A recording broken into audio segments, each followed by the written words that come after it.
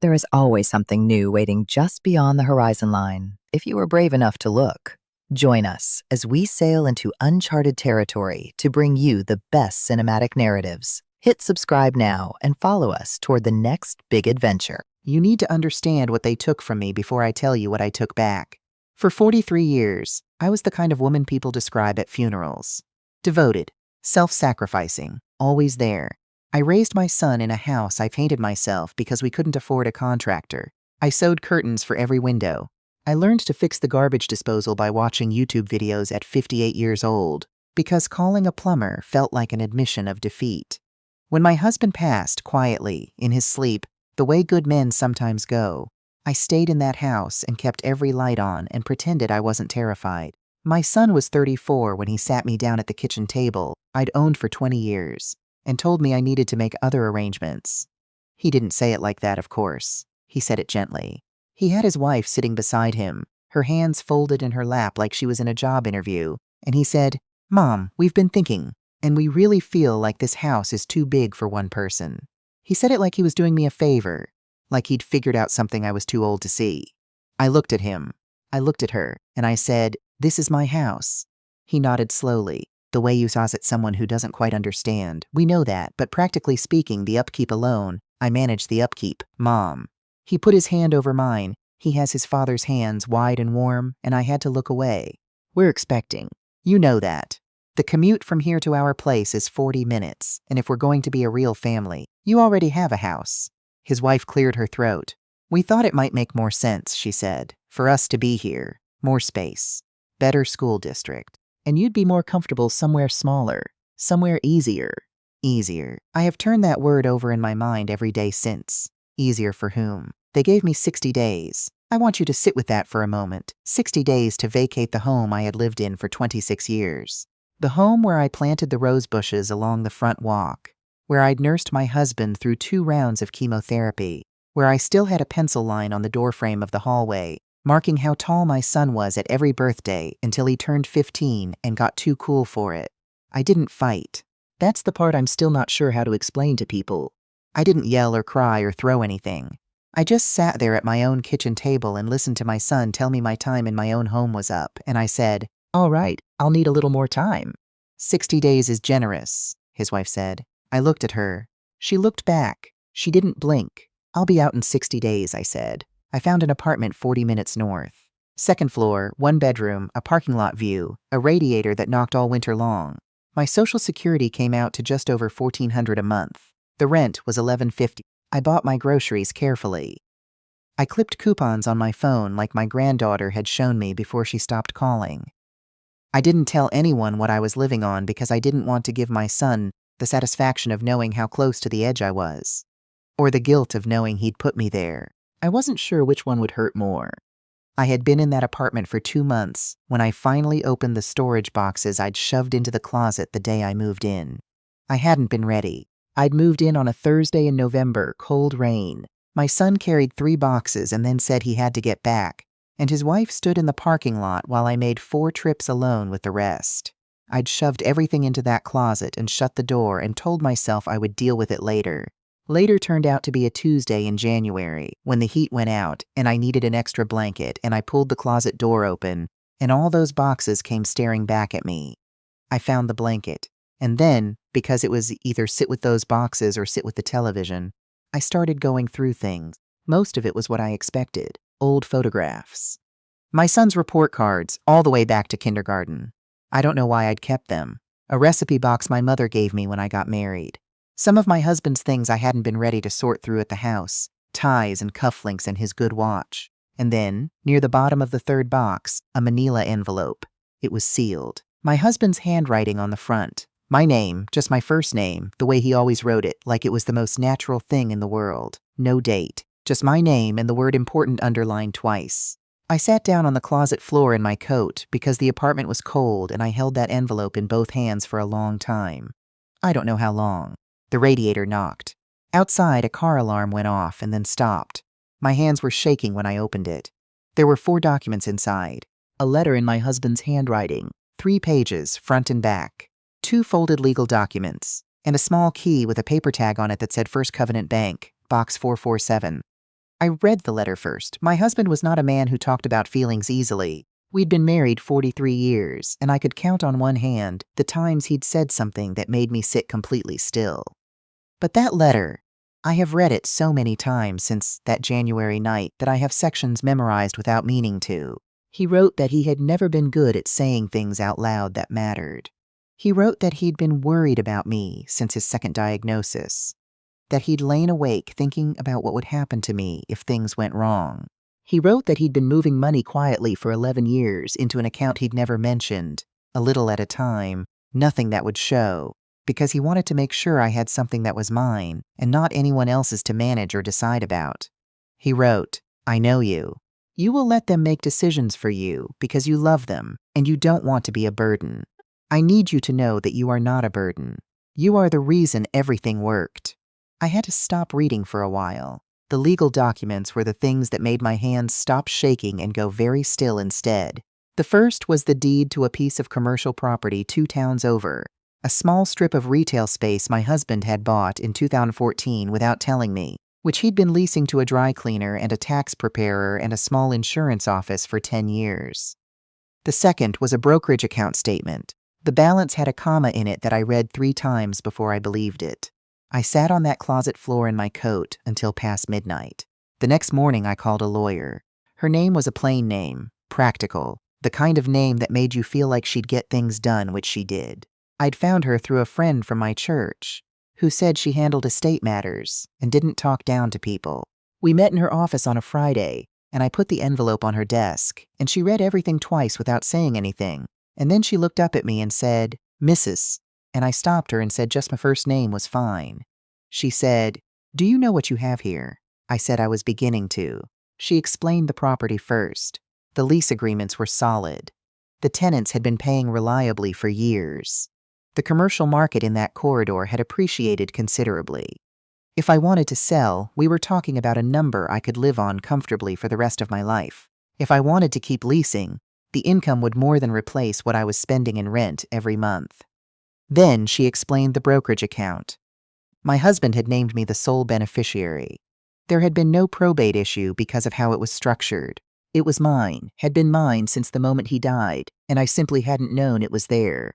"Why didn't he tell you?" she asked, not unkindly. I thought about the letter, about the part where he wrote that I would let other people make decisions for me. "He knew me," I said. "I didn't tell my son. I want to be clear about that choice, because some people hear it and think it was petty. It wasn't. It was self-preservation.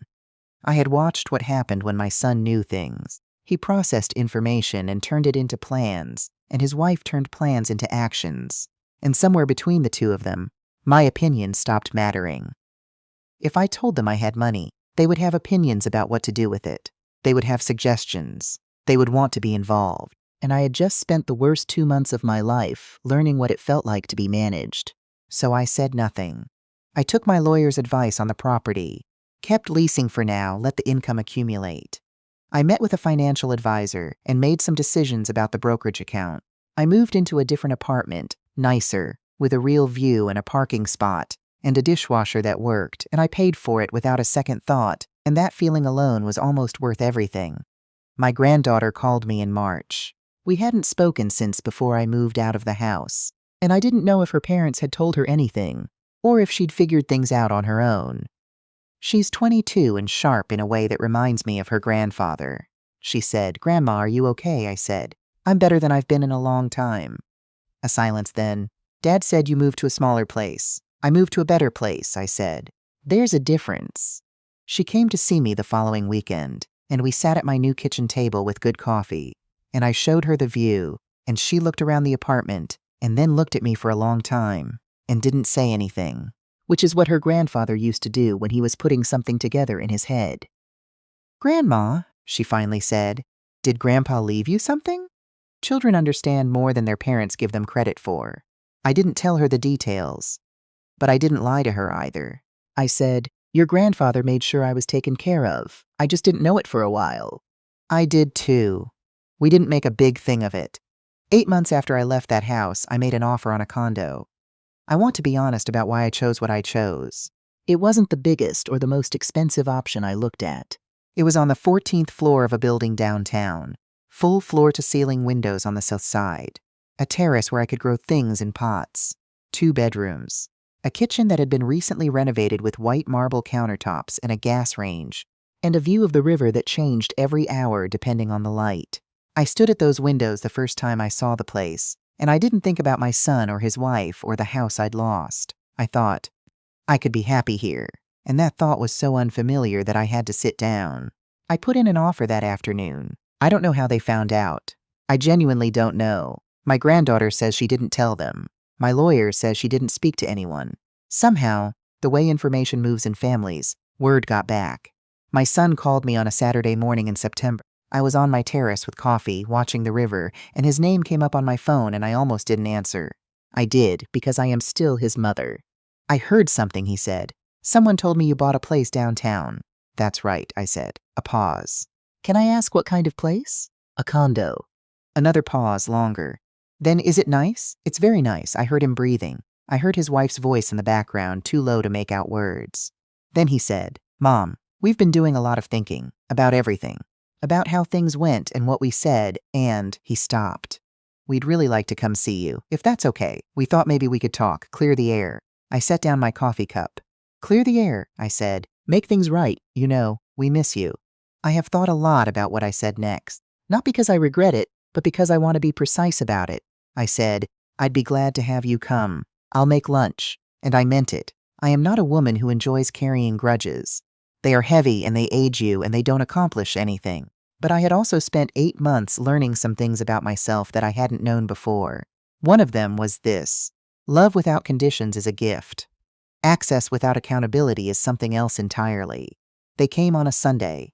My son wore the blue shirt I'd given him for his birthday 3 years ago. His wife brought flowers, good ones, not gas station ones, and she handed them to me at the door and said, These are for you, which sounds simple, but from her felt like it cost something.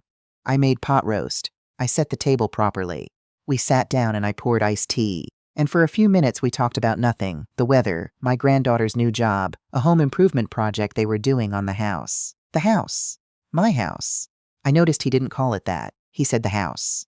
I filed it away and said nothing. His wife spoke first, which surprised me. She set down her fork and looked at me directly and said, I owe you an apology. The way we handled things, the way I pushed for things to happen the way they did, it wasn't right. I've known that for a while. I just didn't know how to say it. I looked at her. She didn't look away. I appreciate that, I said. My son said, We were thinking, and I know this might seem sudden, but we were thinking you have 2 bedrooms here, and we're both working so much. And with the baby, I held up my hand. It wasn't a dramatic gesture, just a hand raised. He stopped. I'm going to stop you there, I said, because I think I know where this is going, and I want to have a different conversation. He looked at his wife. She looked at me. I said, I love you. I love both of you. I love that baby more than I can tell you. But I am not a spare room. I'm not a resource to be allocated when it becomes convenient. I've spent 43 years making myself small enough to fit around other people's plans, and I'm not doing that anymore. Not in my house. Silence. If you want a relationship with me, I said, I want one too. Genuinely. But it's going to have to be a real one. That means you call me because you want to talk to me, not because you need something. That means my granddaughter knows who I am because you make that a priority. That means when you make decisions that affect me, I'm part of that conversation. And that means that what happened, the way it happened, doesn't happen again. My son's eyes were wet. He looked like he was 12 years old for a moment, which is what happens to children when they realize their parents are people. Mom, he said. Of course. I mean it, I said. I need you to mean it too. His wife said, We do. I looked at her for a long moment. She had taken off her jacket at some point, and her arms were crossed on the table, and she was leaning forward, and she was looking at me like she was actually seeing me, maybe for the first time. I don't know. I'm 67 years old, and I have learned not to be too certain about other people's interiors.